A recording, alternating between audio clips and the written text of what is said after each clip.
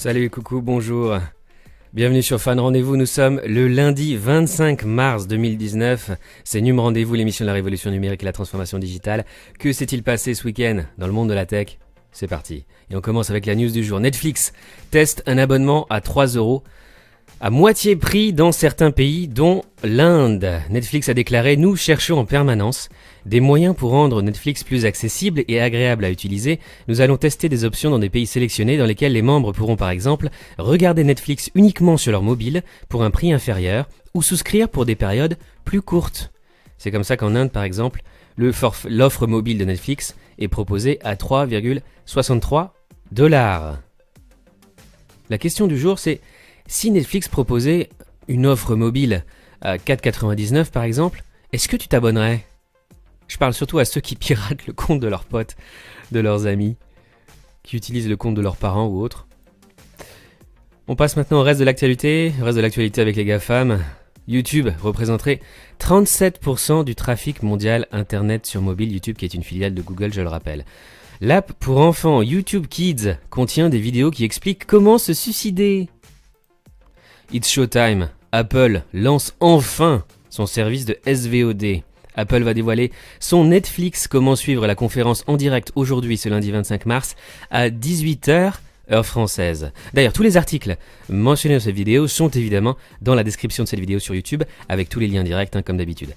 L'iPhone 11 pourrait servir de station de recharge sans fil pour l'Apple Watch et les AirPods.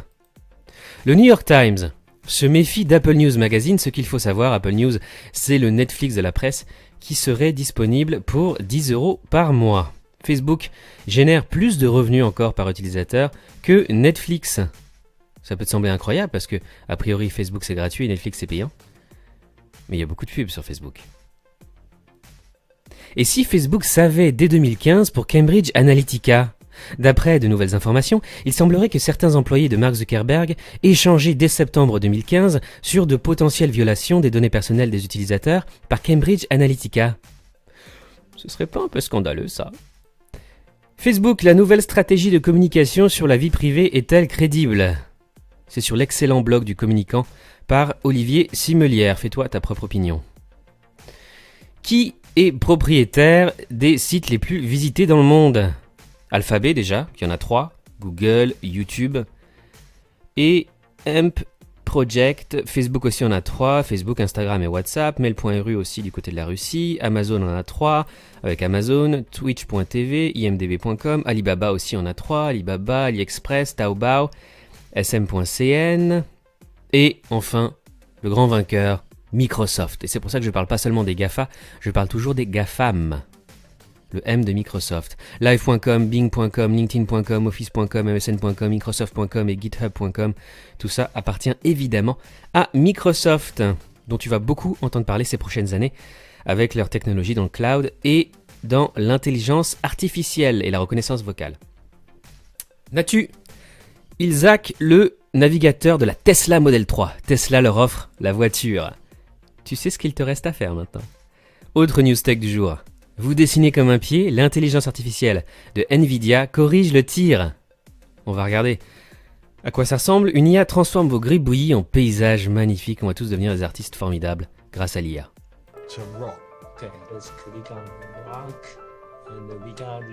Là, ils vont rajouter une montagne, par exemple. Ils vont mettre du marron. Et l'IA détecte automatiquement en fait tes intentions, ce que tu veux faire de l'eau.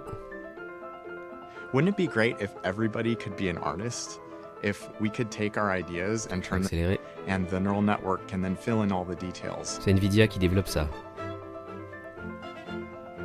If we Nvidia, add a water créateur de feature, cartes the network graphiques. is able to add reflections. Et de voitures Not to autonomes control aussi. it that, but because it learned it. Et pas seulement, puisque Nvidia est en train de se diversifier et va se lancer également dans le cloud gaming en partenariat avec des opérateurs télécoms. Donc il n'y a pas seulement Google qui va lancer sa plateforme de cloud gaming avec Stadia, Nvidia également, mais aussi Walmart.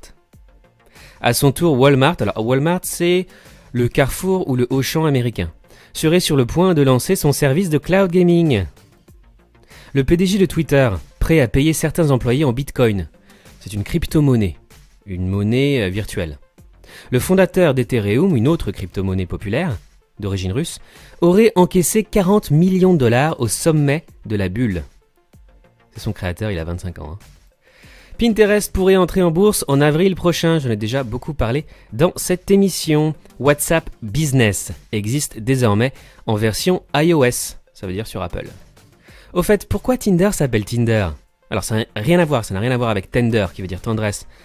En français, c'est un rapport avec le feu, mais je te laisse découvrir ça dans cet excellent article de Numérama.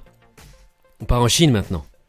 WeChat ouvre sa plateforme de mini-jeux aux développeurs du monde entier. L'application chinoise universelle, la Super App, a annoncé ouvrir sa plateforme aux développeurs du monde entier afin d'accélérer son développement à l'international. Alibaba fait l'acquisition de la start-up israélienne Infinity Augmented Reality, donc c'est de la réalité augmentée. Fortnite punit les joueurs mineurs de moins de 18 ans chinois quand ils jouent plus de 3 heures. En Chine, les mineurs jouant à Fortnite sont pénalisés après 3 heures de jeu. Pour être en règle avec le gouvernement chinois, Epic Games a mis en place une pop-up informant les joueurs qu'après 3 heures de jeu d'affilée, ils étaient pénalisés et qu'ils devraient faire une pause, sans oublier d'étudier et de faire leurs devoirs. Certains Nokia 7 Plus enverraient des données en Chine. Les autorités finlandaises ont découvert que certains Nokia 7 Plus envoient des données à un serveur chinois appartenant à l'opérateur d'État China Telecom. Oups. Alors Nokia a dit que c'était une erreur de leur part. La Chine dit qu'elle a cloné des chiens policiers pour accélérer leur entraînement. C'est pas une blague, j'en ai déjà parlé dans cette émission. Et leur objectif, c'est de faire une production en masse de clones de chiens policiers ces 10 prochaines années, afin d'économiser de l'argent et du temps. Ça choque personne apparemment. Dis-moi en commentaire si ça te choque ou pas. News France. Les startups françaises ont levé 233 millions d'euros du 16 au 22 mars 2019, c'est-à-dire la semaine dernière. Et c'est évidemment Doctolib qui remporte la palme cette semaine avec 150 millions d'euros de levée, et Doctolib intègre le club très fermé des licornes françaises. Ce sont les startups valorisées à plus d'1 milliard de dollars. Désenclavement numérique, Édouard Philippe annonce 2 nouvelles mesures. En déplacement dans le Gers, le Premier ministre a annoncé une enveloppe de 110 millions d'euros pour aider à la mise en place du haut débit sur l'intégralité du territoire français. Il était temps. Culture Geek maintenant. Quels sont les nouveaux films et séries sur Netflix France en avril 2019 ?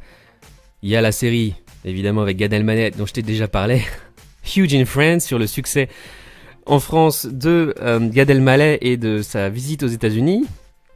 Il y a aussi Iron Man 2, il y a quoi d'autre ? Kung Fu Panda 3 et plein d'autres choses que je t'invite à lire dans cet article. Et enfin, Netflix prépare-t-il une série sur Jurassic World ?